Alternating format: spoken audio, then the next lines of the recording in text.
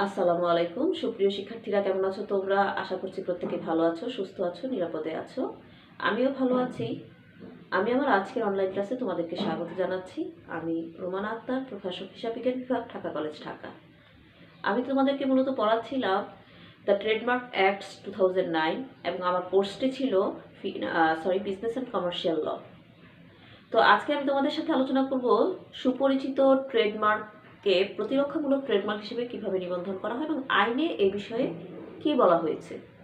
তো সেই লক্ষ্যে আজকে আমি তোমাদের সাথে ধারা 43 অর্থাৎ দ্য ট্রেডমার্ক অ্যাক্ট 2009 এর ধারা 43 সম্পর্কে আলোচনা করব।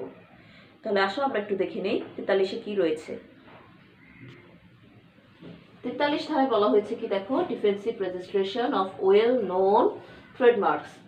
যেটা আমি বলছিলাম যে সুপরিচিত ট্রেডমার্কের প্রতিরক্ষামূলক যে ট্রেডমার্ক নিবন্ধন ব্যবস্থা সেটা সম্পর্কে দেখো।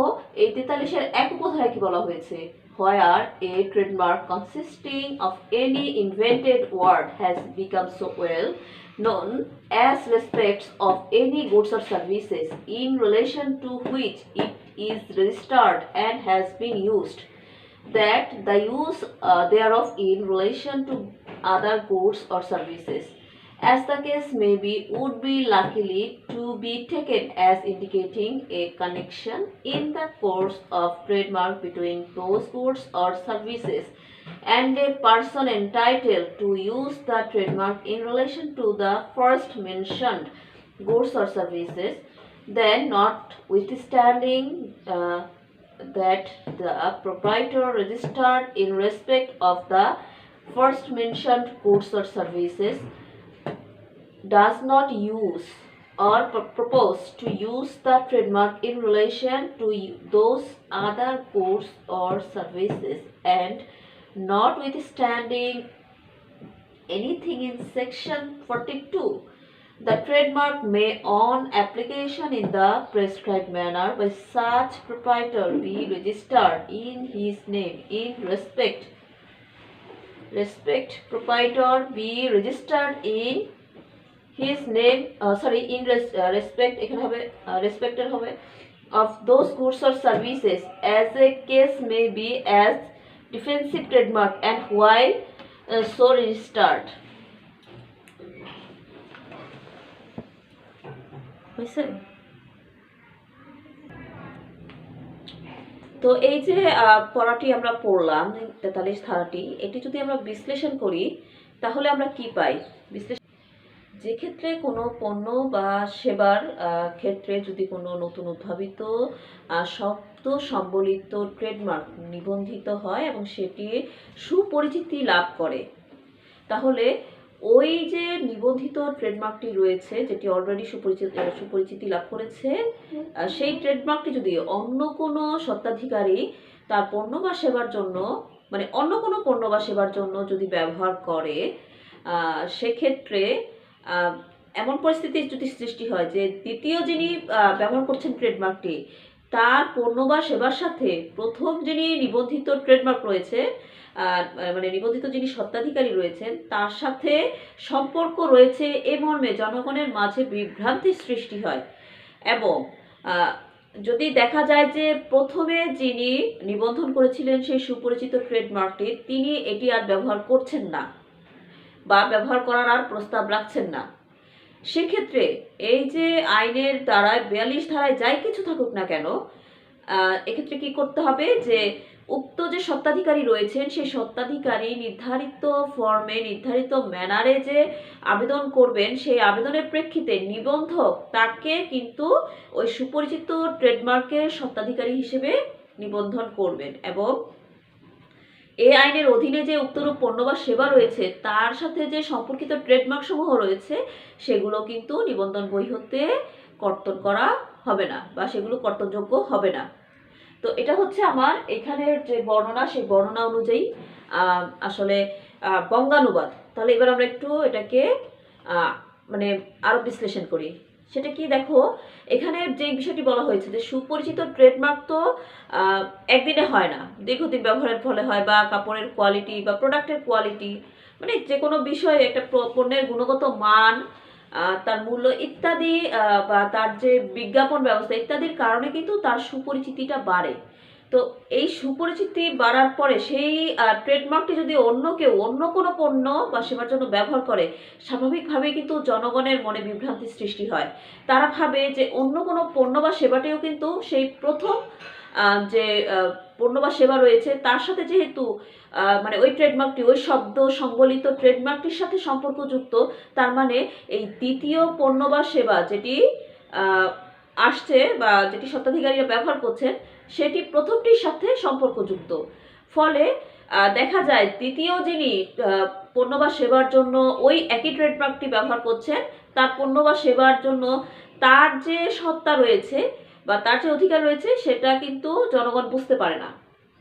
তো সেই জন্যই কিন্তু আইনে এই বিষয়ে স্পষ্ট করে বলে দেওয়া হয়েছে যে প্রথমোক্ত কোনো ব্যক্তির পণ্য বা সেবার জন্য যদি সুপরিচিত কোনো ট্রেডমার্ক ব্যবহার করা হয়, সেই ট্রেডমার্কটি যদি পরবর্তীতে অন্য কেউ ব্যবহার করে এবং এক্ষেত্রে যদি দেখা যায় যে প্রথমোক্ত ব্যক্তি যিনি সেই সুপরিচিত ট্রেডমার্কটি ব্যবহার করেছেন, নিবন্ধন করেছেন, কিন্তু পরবর্তীতে তিনি আর সেটি ব্যবহার করছেন না বা ব্যবহার করার আর প্রস্তাব করছেন না, তখন সেটিকে কিন্তু দ্বিতীয় বা অন্য কোনো স্বত্বাধিকারীর নিকট যদি ওই দ্বিতীয় বা অন্য কোনো স্বত্বাধিকারী প্রেসক্রাইব ম্যানারে এবং নির্দিষ্ট পদ্ধতিতে আবেদন করেন, তাহলে সেই সাপেক্ষে নিবন্ধক কিন্তু তাদেরকে সেই সুপরিচিত ট্রেডমার্কটি ব্যবহারের জন্য নিবন্ধন করবে এবং তাদেরকে নিবন্ধিত স্বত্বাধিকারী হিসেবে নিবন্ধন বইতে উল্লেখ করবে। এবং এর ফলে মানে এই উক্তরূপ পণ্য বা সেবার সাথে সম্পর্কিত অন্যান্য যে ট্রেডমার্ক সমূহ রয়েছে সেগুলো কিন্তু ট্রেডমার্ক নিবন্ধন বই হতে কর্তনযোগ্য হবে না। আসলে এই কথাটি এই 43 ধারায় বলা হয়েছে। তো 43 ধারায় আরও একটি বিষয় কিন্তু বলা হয়েছে। আমি যেহেতু এতক্ষণ দ্বিতীয় পক্ষের হয়ে কথা বললাম, এবার আসি প্রথম পক্ষের কথা। প্রথম পক্ষ যদি চায় তাহলে সেও কিন্তু মানে প্রেসক্রাইব ম্যানারে আবার আবেদন করতে পারে। নির্ধারিত পদ্ধতিতে আবেদন করার মাধ্যমে কিন্তু নিবন্ধক তাকে আবার তার যে নিবন্ধিত ট্রেডমার্কটি রয়েছে সেটি স্বত্বাধিকারী রূপে নিবন্ধন বইতে নিবন্ধিত করতে পারে। এর কারণ হলো যে ট্রেডমার্কটি তো সে অলরেডি নিবন্ধিত রয়েছে এবং ব্যবহার করেছে এবং ব্যবহার করার ফলেই তো এটা সুপরিচিতি লাভ করেছে। এখন সে এটাকে প্রতিরক্ষামূলকভাবে ব্যবহারের উদ্দেশ্য কিন্তু এই নিবন্ধকের অফিসে নিবন্ধন করতে পারে। এ সম্পর্কে কিন্তু 42-এর 2 ধারায় আলোচনা করা হয়েছে, আমরা এখন সেটা পড়ব। দেখো 43-এর 2 ধারায় কি বলা হয়েছে। The registered proprietor of a trademark may apply for the registration thereof in respect of any goods or services as a defensive trademark, notwithstanding that it is already registered in his name in respect of goods or services otherwise than as a defensive trademark. তাহলে এখানে যেটি বলা হয়েছে যে কোনো নিবন্ধিত স্বত্বাধিকারী অর্থাৎ ট্রেডমার্কের নিবন্ধিত স্বত্বাধিকারী যদি চান তাহলে তার যে ট্রেডমার্কটি রয়েছে সেটির জন্য তিনি প্রতিরক্ষামূলক ট্রেডমার্ক হিসেবে নিবন্ধনের আবেদন করতে পারবেন। অবশ্যই প্রেসক্রাইব ম্যানারে নির্ধারিত পদ্ধতিতে আবেদনটি করতে হবে এবং এটি অবশ্যই দেখতে হবে যে যিনি এই ট্রেডমার্কটিকে প্রতিরক্ষামূলক ট্রেডমার্ক হিসেবে নিবন্ধনের আবেদন করেছেন সেটি পূর্ব হতেই অন্যভাবে তার নামে নিবন্ধিত ছিল। অর্থাৎ আমি যদি 43-এর 1 উপধারা অনুযায়ী বলি তাহলে সেখানে যে বলা হয়েছিল প্রথম যে ব্যক্তি তিনি নির্ধারিত পদ্ধতিতে আবেদন সাপেক্ষে নিবন্ধক তাকে পুনরায় সেই সুপরিচিত ট্রেডমার্কের মানে স্বত্বাধিকারী হিসেবে নিবন্ধিত করবেন। অর্থাৎ ওইখানে কিন্তু এই প্রতিরক্ষামূলক নিবন্ধনের ইঙ্গিত কিন্তু দেওয়া হয়েছিল। সেই ইঙ্গিত ধরে কিন্তু 43-এর 2 ধারায় এই কথাটি বলা হয়েছে যে নিবন্ধিত স্বত্বাধিকারী রয়েছেন যিনি পূর্ব থেকেই সুপরিচিত ট্রেডমার্কের নিবন্ধিত স্বত্বাধিকারী, তিনি তার সেই ট্রেডমার্কটিকে প্রতিরক্ষামূলক ট্রেডমার্ক হিসেবে ব্যবহারের উদ্দেশ্যে যদি আবার নিবন্ধকের নিকট আবেদন করেন তাহলে নিবন্ধক কিন্তু সেটি নিবন্ধন বইতে উল্লেখ করবেন বা নিবন্ধন বইতে সেটিকে মানে তুলে রাখবেন যাতে সেটি একটি প্রতিরক্ষামূলক ট্রেডমার্ক নিবন্ধিত ট্রেডমার্ক হিসেবে বিবেচিত হয়। তাহলে এবার আসি 43-এর 3-এ কি বলেছে দেখো। A trademark registered as a defensive trademark and that trademark as otherwise registered in the name of the same proprietor shall, notwithstanding that the respective registration are in respect of different goods or services as the case may be deemed, to be and shall be registered as associated trademark. অর্থাৎ এখানে যে কথাটি বলা হয়েছে সেটি হচ্ছে, ধরো একজন মানে নিবন্ধিত স্বত্বাধিকারী যিনি তার ট্রেডমার্কটিকে প্রতিরক্ষামূলক ট্রেডমার্ক হিসেবে নিবন্ধন করেছেন, তাহলে সে কি হলো? প্রতিরক্ষামূলক ট্রেডমার্কের নিবন্ধিত স্বত্বাধিকারী। এখন এই ধরনের কোনো ব্যক্তি যদি তার নামে ভিন্ন ভিন্ন কোনো পণ্যের জন্য ওই প্রতিরক্ষামূলক ট্রেডমার্কটিকে ব্যবহার করে, তাহলে এক্ষেত্রে প্রতিরক্ষামূলক ট্রেডমার্কটি কি হবে? সহযোগী ট্রেডমার্ক হিসেবে গণ্য হবে। আমি আবার বুঝিয়ে বলছি, ধরো আমার একাধিক প্রোডাক্ট লাইন রয়েছে, আমি সেই প্রোডাক্ট লাইনের জন্য প্রত্যেকটা প্রোডাক্ট লাইন কিন্তু আলাদা আলাদা, তার জন্য আমি একটাই ট্রেডমার্ক ব্যবহার করছি। তাহলে এই একটা ট্রেডমার্কের অধীনে যেহেতু আমি ভিন্ন ভিন্ন প্রোডাক্টের ক্ষেত্রে ওই ট্রেডমার্কটিকে ব্যবহার করছি, তাহলে এই ক্ষেত্রে এটি হবে সহযোগী ট্রেডমার্ক। এরপরে আসি 43-এর 4 ধারা। On application made in the prescribed manner by any person aggrieved to the High Court Division or to the registrar, the registration of trademark as a defensive trademark may be cancelled on the ground that, এখানে যেটি বলা হয়েছে যে যদি high court ডিভিশনে বা নিবন্ধকের নিকট কোনো সংক্ষুব্ধ ব্যক্তি নির্ধারিত পদ্ধতিতে আবেদন করেন এবং আবেদনের প্রেক্ষিতে যদি আবেদনের প্রেক্ষিতে প্রতিরক্ষামূলক ট্রেডমার্ক বাতিল হবে, যদি কোন কোন কন্ডিশনে এই প্রতিরক্ষামূলক ট্রেডমার্ক বাতিল হবে সে সম্পর্কেও কিন্তু আইনে বলা হয়েছে। দেখো এখানে বলা হয়েছে, the requirements of subsection 1 of this action are not longer satisfied in respect of any goods or services in the relation to which the trademark is registration in the name of same proprietor otherwise than as a defensive trademark। অর্থাৎ উপধারা 1-এ আমরা কি পড়েছিলাম? উপধারা 1-এ পড়েছিলাম যে দুটো পক্ষ, এক পক্ষ প্রথম থেকেই ট্রেডমার্ক নিবন্ধন করে ব্যবহার করছে যেটি সুপরিচিতি লাভ করেছে, আরেক পক্ষ ওই ট্রেডমার্কটিকে ব্যবহার করছে এবং সে ট্রেডমার্কটিকে ব্যবহার করছে ভিন্ন ধরনের পণ্য বা সেবার জন্য, অর্থাৎ একই পণ্য বা সেবার জন্য কিন্তু তারা ব্যবহার করছে না। তো এক্ষেত্রে কিন্তু আমি দুটো কথা বলেছিলাম, একটা ছিল যে দ্বিতীয় পক্ষ সে যদি প্রেসক্রাইবড ম্যানারে আবেদন করে তাকে যেমন নিবন্ধন ওই ট্রেডমার্কটি নিবন্ধন করে নিবন্ধিত স্বত্বাধিকারী মর্যাদা দিবে যদি প্রথম পক্ষ ওই ট্রেডমার্কটি আর ব্যবহার না করে বা ব্যবহার করার প্রস্তাব না করে, এ কথাটি বলেছিলাম। আরেকটি কথা কিন্তু আমি বলেছিলাম যে যদি কোনো প্রথম পক্ষ যিনি অলরেডি এটি ব্যবহার করে সুপরিচিতি লাভ করেছেন, তিনি যদি চান যে তিনি এটিকে আবার নিবন্ধন করবেন সেটা প্রতিরক্ষামূলক ট্রেডমার্ক হিসেবে এই ইঙ্গিতে, তাহলে সেক্ষেত্রেও কিন্তু নিবন্ধক তার যে প্রেসক্রাইবড ম্যানারে নির্ধারিত পদ্ধতিতে আবেদন করেছেন সেই আবেদন সাপেক্ষে তাকেও কিন্তু নিবন্ধিত স্বত্বাধিকারীর মর্যাদা দিবেন এবং নিবন্ধন বহিতে তার নামও তার নামে যে স্বত্বাধিকার দেওয়া হয়েছে ট্রেডমার্কে সেটিও নিবন্ধন করবেন। তো দুইটি কথা ছিল। এখন আমরা যখন 43-এর 4 পড়ছি, এখানে সে দেখছি কি প্রতিরক্ষামূলক ট্রেডমার্ক বাতিল হয়ে যাবে যদি যিনি প্রতিরক্ষামূলক ট্রেডমার্ক নিবন্ধন করেছেন, অর্থাৎ প্রথম ব্যক্তি যিনি সুপরিচিত ট্রেডমার্ক ব্যবহার করছিলেন, সেই প্রথম ব্যক্তি যদি উপধারা 1-এর যে বিষয়গুলো রয়েছে সেই বিষয়গুলোকে বর্তমানে পূরণ না করেন। অর্থাৎ আমার ধরো একটা সুপরিচিত ট্রেডমার্ক রয়েছে, সেই ট্রেডমার্কটি আমি দীর্ঘদিন ধরে ব্যবহার করছি, কিন্তু বর্তমানে এসে আমি আর সেটি ব্যবহার করছি না বা ব্যবহার করার কোনো প্রস্তাব করছি না, ওটা এখন আমার আর ব্যবহার করার তেমন প্রয়োজন নেই। এক্ষেত্রে আমি যদি এটিকে প্রতিরক্ষামূলক ট্রেডমার্ক হিসেবে নিবন্ধন করে রাখি যে এখন নেই কিন্তু হয়তো আমার 2-1 বছর পরে হতে পারে, সেই চিন্তা করে আমি আবার এটাকে প্রতিরক্ষামূলক ট্রেডমার্ক হিসেবে নিবন্ধন করার উদ্দেশ্যে আমি কিন্তু নিবন্ধকের কাছে প্রেসক্রাইবড ম্যানারে আবেদন করলাম এবং নিবন্ধক সেটাকে আমাকে করে দিল, নিবন্ধন করে দিল, আমার নামে নিবন্ধন করে দিল। এখন বর্তমান প্রেক্ষাপটে আমি এসে দেখলাম যে সেই যে প্রথমে নিবন্ধনকৃত ট্রেডমার্কটি রয়েছে যেটি অন্য কোনো ব্যক্তি ভিন্ন কোনো পণ্যের জন্য বা সেবার জন্য ব্যবহার করছে, সেটি আমার যে প্রোডাক্টের সেল করি আমি সেই প্রোডাক্টের বা সেই ব্র্যান্ড ভ্যালুর সাথে ম্যাচ করছে না, অর্থাৎ বিভ্রান্তির সৃষ্টি করছে না, জনগণ বিভ্রান্ত হচ্ছে না, তারা বুঝতেই পারছে যে আমার প্রোডাক্ট আলাদা, ওই ভিন্ন ব্যক্তির ভিন্ন প্রোডাক্টই আলাদা, এটি জনগণের মধ্যে কোনো রকম বিভ্রান্তি সৃষ্টি করছে না।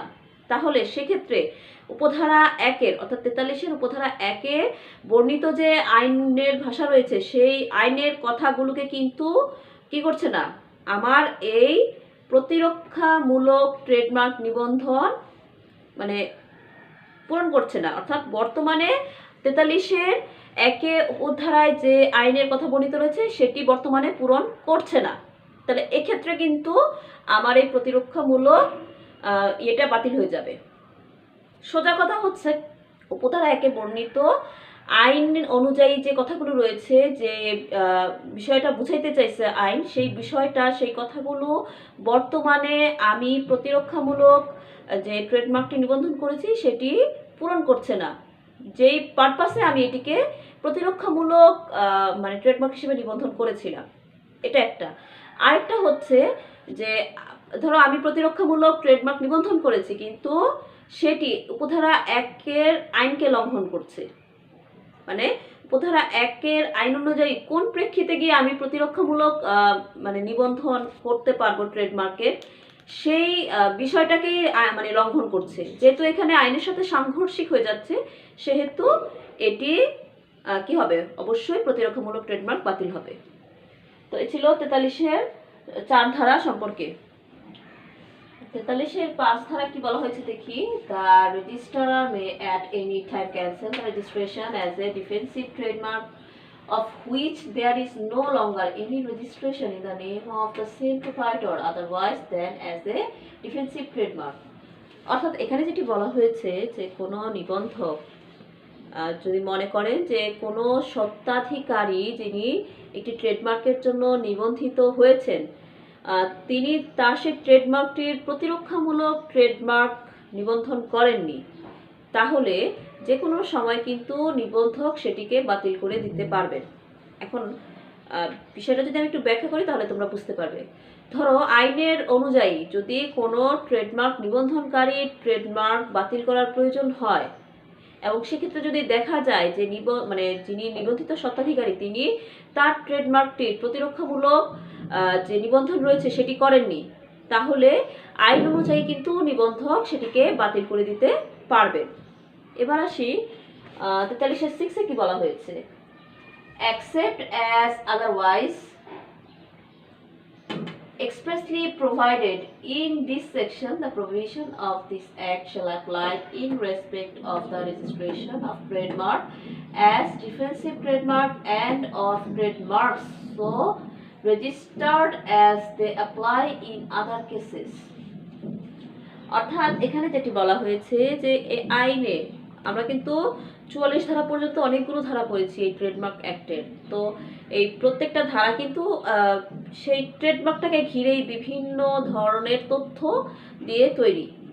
তো এই যে প্রত্যেকটা ক্ষেত্র নিয়ে বিভিন্ন ক্ষেত্র নিয়ে যে তথ্য এই আইনে সন্নিবেশন করা হয়েছে সেই আইনের বিধানগুলো একটা নিবন্ধিত ট্রেডমার্কের ক্ষেত্রে যেভাবে প্রযোজ্য হবে ঠিক সেভাবেই একটা প্রতিরক্ষামূলক ট্রেডমার্কের ক্ষেত্রেও প্রযোজ্য হবে।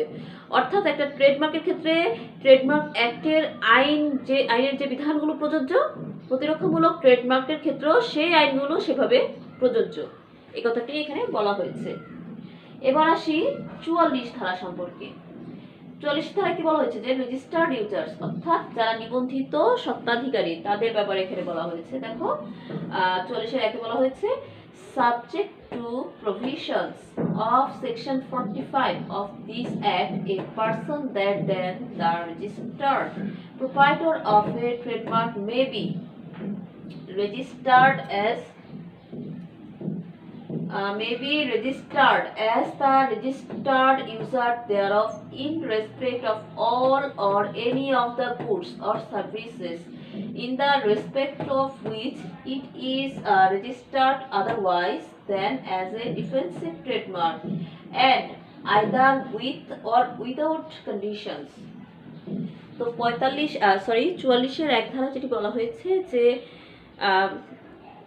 এ নিয়ে যা কিছুই বর্ণিত থাকুক না কেন যে কোনো ব্যক্তি যিনি নিবন্ধিত স্বত্বাধিকারী অর্থাৎ একটি ট্রেডমার্কের নিবন্ধিত স্বত্বাধিকারী ছাড়া অন্য কোনো ব্যক্তি যিনি নিবন্ধিত স্বত্বাধিকারী তিনি যে পণ্য বা সেবার জন্য প্রতিরক্ষামূলক ট্রেডমার্ক নিবন্ধন করেছেন সেই প্রতিরক্ষামূলক ট্রেডমার্ক নিবন্ধিত পণ্য বা সেবা ছাড়া অন্য কোনো পণ্য বা সেবার জন্য তিনি মানে ওই যে পরবর্তীতে যে ব্যক্তিটি কথা বললাম সেই ব্যক্তিটি কি করতে পারেন শর্তযুক্ত বা শর্তহীনভাবে তার পণ্য বা সেবার জন্য নিবন্ধিত হতে পারেন। এখানে কথাটা হচ্ছে এরকম, দেখো আমরা যখন 43-এর 1 ধারা পড়িয়েছিলাম সেখানে কিন্তু এই কথাটি বলা ছিল না যে প্রতিরক্ষামূলক ট্রেডমার্ক যে পণ্য বা সেবার জন্য নিবন্ধিত হয়েছে সেই পণ্য বা সেবার জন্য বা একই ধরনের পণ্য বা সেবার জন্য অন্য কোনো ব্যক্তি ট্রেডমার্ক নিবন্ধন করতে পারবেন না, এই কথাটা কিন্তু বলা ছিল না। এই কথাটি বলা আছে কিসে 44 ধারায়, যে একজন ব্যক্তি যে সাধারণভাবে ট্রেডমার্ক নিবন্ধন করেছেন তার পণ্য বা সেবার জন্য, সেই ক্ষেত্রে অন্য কোনো ব্যক্তি চাইলে প্রথম ব্যক্তির সাথে সম্পাদিত চুক্তির মাধ্যমে শর্তহীন বা শর্তযুক্তভাবে ওই একই ট্রেডমার্ক ব্যবহারের জন্য নিবন্ধিত হতে পারবেন। এটা হচ্ছে সাধারণভাবে নিবন্ধিত ট্রেডমার্কের ক্ষেত্রে। কিন্তু যদি হয় প্রতিরক্ষামূলক ট্রেডমার্ক, ওই প্রথম নিবন্ধনকারী যদি প্রতিরক্ষামূলক ট্রেডমার্ক নিবন্ধন গ্রহণ করেন তাহলে কিন্তু সেই একই পণ্য বা সেবার জন্য অন্য কোনো ব্যক্তি কিন্তু কি করতে পারবে না, মানে ট্রেডমার্ক নিবন্ধন করতে পারবে না। অর্থাৎ শুধুমাত্র সাধারণভাবে নিবন্ধিত ট্রেডমার্কের ক্ষেত্রে নিবন্ধিত স্বত্বাধিকারীর সাথে চুক্তি সম্পাদনের মাধ্যমে অন্য কোনো ব্যক্তি ওই ধরনের বা একই ধরনের অনুরূপ পণ্য বা সেবার জন্য ট্রেডমার্ক নিবন্ধন করতে পারবেন। আরেকটি বিষয় আছে এখানে, তবে শর্ত থাকে যে যদি এই যে উভয় পক্ষগণের মধ্যে যে চুক্তি সম্পাদিত হলো সেই চুক্তি অনুযায়ী যদি ধরো মানে ট্রেডমার্ক পাচার রোধে কোনো শর্ত তাদের চুক্তিতে সন্নিবেশিত না থাকে, তাহলে যখন এই যে পক্ষগুলো তারা তাদের আবেদন করবে মানে ট্রেডমার্ক নিবন্ধনের আবেদন করবে, সেক্ষেত্রে সরকার কিন্তু এখানে বিধি প্রণয়ন করবে। অর্থাৎ এই আবেদনের প্রেক্ষিতে সরকার বিধি প্রণয়ন করবে, যেহেতু এখানে ট্রেডমার্ক পাচার রোধে কোনো ধরনের শর্ত তাদের চুক্তিতে সন্নিবেশিত ছিল না, সেই কারণে সরকার এখানে নতুন করে বিধি প্রণয়নের মাধ্যমে তাদের আবেদনটাকে যাচাই বাছাই করবে। এই ছিল আমার 44-এর 1 উপধারা। এবার দেখি 44-এর 2 উপধারায় কি বলেছে। The permitted use of a trademark under subsection 1 shall be deemed to be used by the proprietor thereof.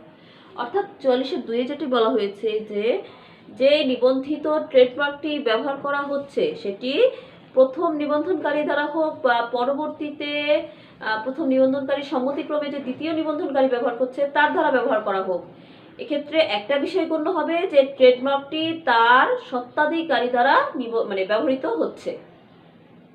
আমার কথা আশা করি বুঝতে পেরেছো যে ট্রেডমার্কটি প্রথম নিবন্ধনকারী ব্যবহার করুক বা পরবর্তী নিবন্ধনকারী ব্যবহার করুক, ধরা হবে কি যে নিবন্ধিত স্বত্বাধিকারী কর্তৃকই ট্রেডমার্কটি ব্যবহার করা হচ্ছে। নিবন্ধিত ব্যবহারকারী হিসেবে নিবন্ধনের জন্য আবেদন সম্পর্কে 45 ধারায় আলোচনা করা হয়েছে। তাহলে আমরা দেখি 45 ধারায় কি বলা হয়েছে। Application for registration as registered user etcetera 1 অর্থাৎ 45-এর 1 উপধারায় বলা হয়েছে where it is proposed that a person should be registered as a registered user of a trademark, the registered proprietor and the proposed registered users shall jointly apply in writing to the registrar in the prescribed manner, and every such application shall be accompanied by.